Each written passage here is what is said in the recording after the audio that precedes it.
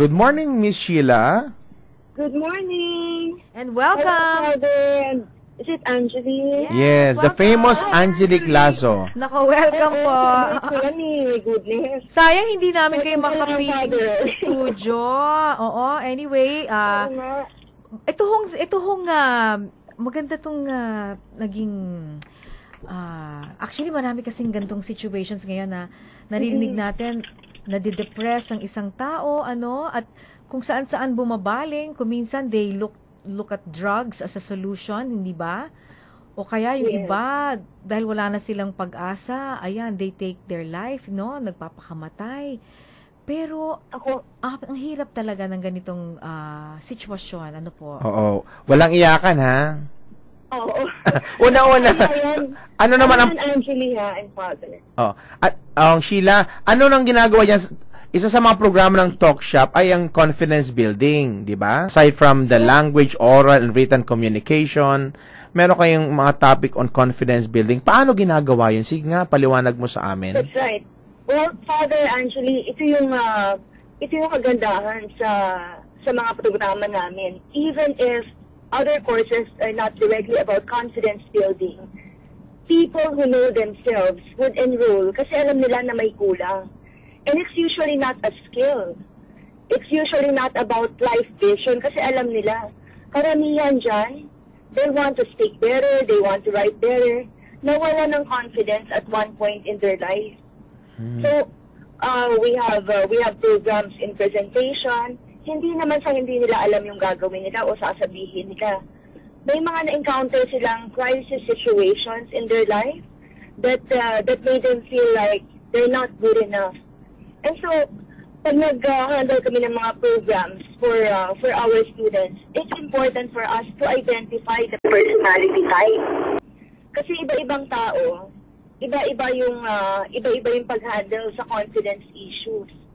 Like for instance, Father, pag personality A, Angelique, do you know that they are the ones who are usually very high in confidence? Kahit walang kahit walang trigger from the outside, because they're inherently driven. Pero ang kulang dyan minsan, hindi natin napapangalagaan yung self-esteem. Okay. So, yeah. Ma'am Sheila, bali, yung type A, anong ibig sabihin ng type A? The type A's are driven by challenges. Kahit ano yung ibato mo sa kanila, basta na-challenge sila, mataas ang confidence, hindi nawawalan ng confidence. Ito yung mga lalakas ang dating? Ito ba yung malakas ang dating?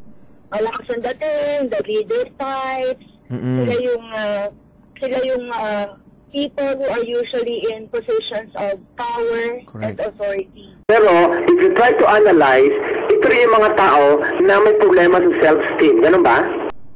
Maaari, kasi self-confidence and self-esteem are two different matters. Self-confidence, you can take that by the way you stand, by the way you look. Sa pananamit mo pa lang, kita na ay, confident pala to. Wow. But self-esteem is something that you have. It was nurtured by a loving environment, starting with your family.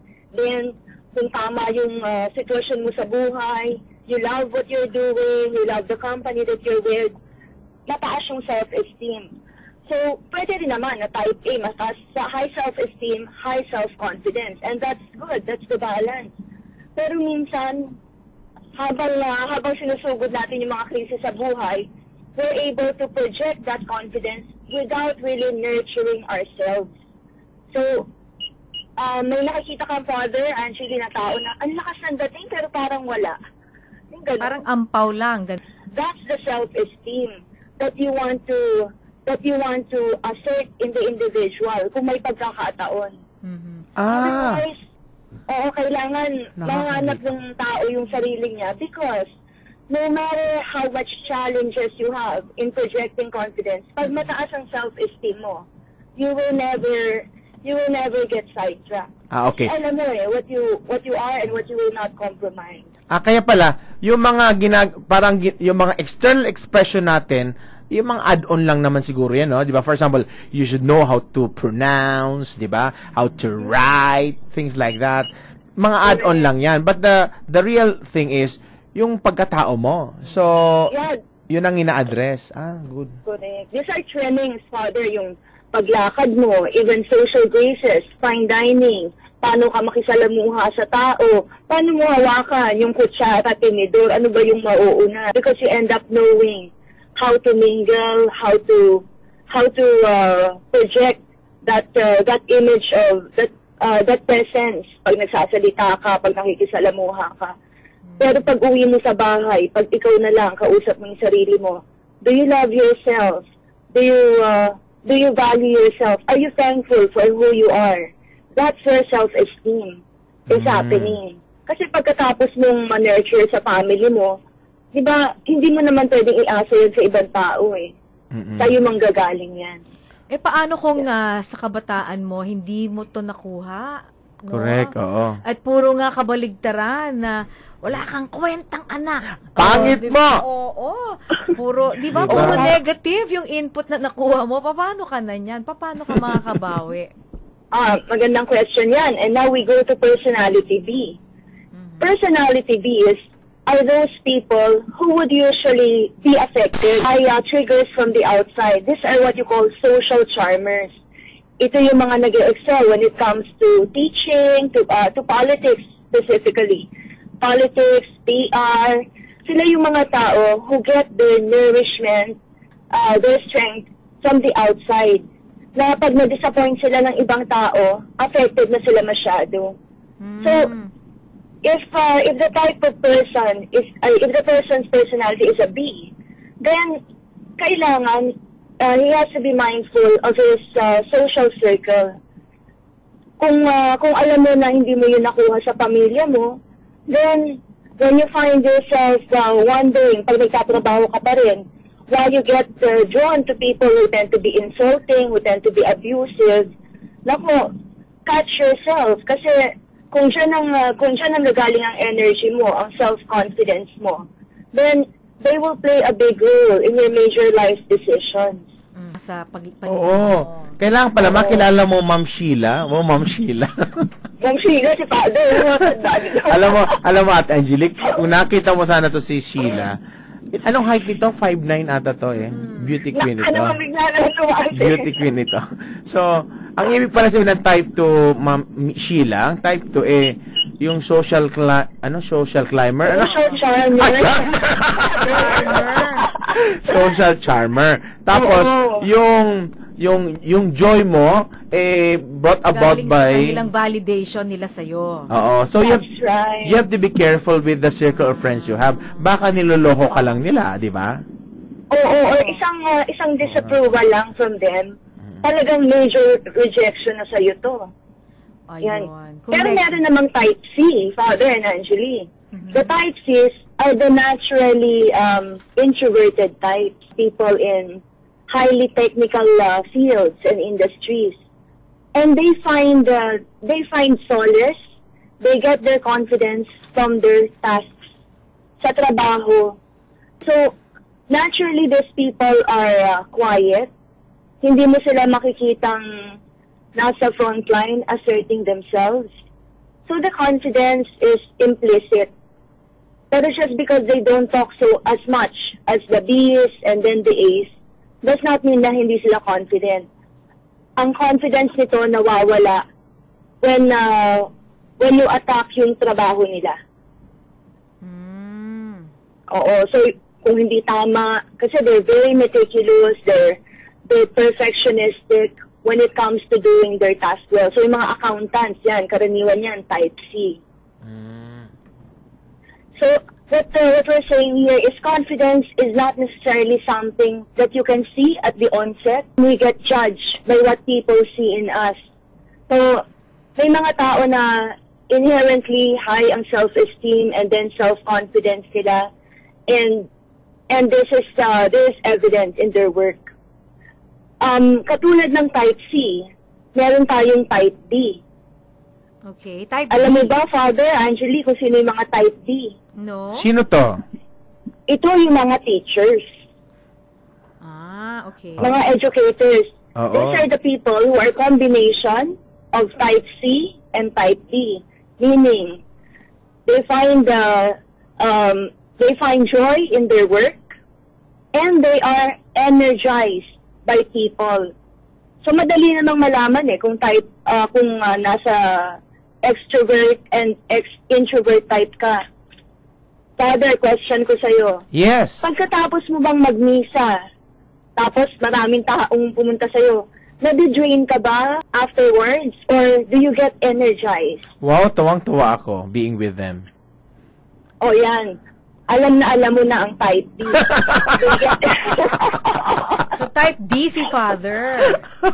So pag meron ding mga negative comments from that circle, nakaka-affect din yun kay Father. Oo, pero baling lang siya sa kabila. May naririnig siyang masaya. Okay, happy na siya. Makahalubilo. Pag hindi at may nangyari, parang it's not worth it. So, making the right life choices is very important. At least pag may namali, kaya mong hilahin pataas yung sarili mo. What if you are faced with situations na hindi mo pa masyadong alam, and you end up not choosing the right option? Dito naman papasok yung self-esteem. So, ang self-esteem is you love yourself, you are enough, you are thankful for the people you are with. Pag mataas ang self-esteem ng tao, yung outlook niya is more on the positive side. Everything that happens to him has meaning. When rejection happens, the rejection becomes a stepping stone. To get to the next level. Mas tumatatag pa siya, hindi siya bumabag, tinitiklop kapag may rejection. Oo. Yeah. I heard from my teacher na, I don't remember the author, but I remember my teacher, si Doc Dido. Father, you know her, no? Dido Villasor. Sabi niya, from the teachings of Carl Jung, only wounded physicians can heal.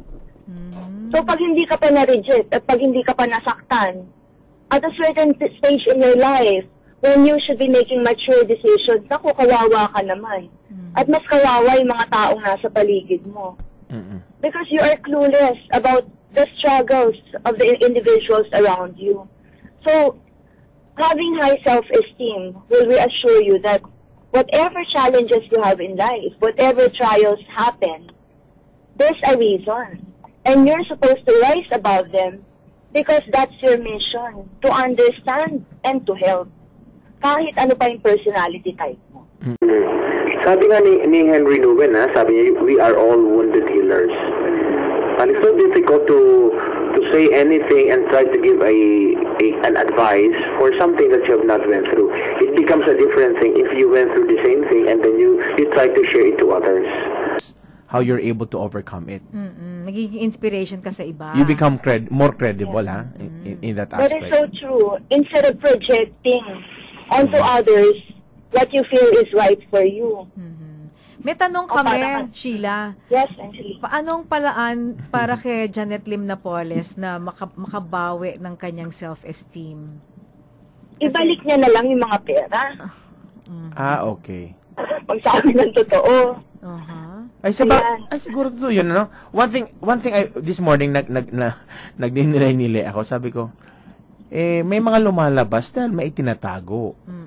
Dapat i-correct niya ang mali. Oo, lahat naman tayo may mga kamalian. Oo, as long as you're alive, there is hope. You can right the wrong. Yeah. Kaya nga may mga more compass di ba? Kaya nga nababagabag ka So pag hindi ka na nababagabag, that's when it's a serious matter. Pero kung may meron sa saloobin mo na nababagabag, alam mong mali, then it's the call for action. Gawin mo ng paraan, itama mo. Okay. Nako, thank you for explaining this to us. Next time, sana makapiling ka talaga namin para mas natin mapalala. Oo nga, I was really excited about it. it. Magbigay tayo ng mga concrete examples pa, Father. Correct. Ano ang telephone number ng Talk Shop? Talk Shop can be reached at 894-5588. And our website is www.talkshop.ph. So if anyone would like to do personal effectiveness, corporate excellence, like salesmanship, public speaking, writing, yeah, we customize them for individuals and for companies. Wow. Okay, sige po. 894-894-5588. Okay. Talk Shop Yes. Philippines. Diyan po yan sa Makati, no? Ang CEO po ay si Miss Sheila Viesca. If you are interested, just dial 894-5588, no? Not simply to help you or enhance your aura and written communication, pero buuhin nyo yung pagkatao. Wow. Yes. That's something. That's right. Yung Yeah, and if I may add, Angeli and Father, it all starts with the self. Kasi you will change your message, you will change your intonation, you will change your style at any given point depending on your audience. Correct. But what you are not supposed to change is who you are. So, yan ang anchor eh. That's the core na panggagalingan ng different styles mo. And we value that in the individual as we design the right program. Pwede siguro naturoan ka ng mga tuwang-tuwang eh. Hindi naman Kung nabago. kailangan mo. Hindi naman nabago yung sarili mo. Oo. Correct. You will meet Mrs. Pilar, our voice coach and her voice modulation. Yeah.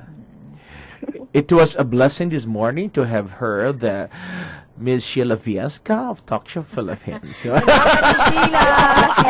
Thank you. All right. Thank you very much, Angeli, salamat. Father. It's been a pleasure. Salamat po Bye. marami. Bye for now. Next time, Okay, dapat bye-bye. makita na namin ang iyong face. Okay. Yes, Face to promise, face. Father. May dala pang almusal. Thank Yes. you. Yan. Okay, yung mga kapanalig, si Miss Sheila Viesca, ang CEO ng Talk Shop. So, maraming paraan para mapaangat mo yung self-esteem. Oo, no? So, marami silang techniques na ginagamit.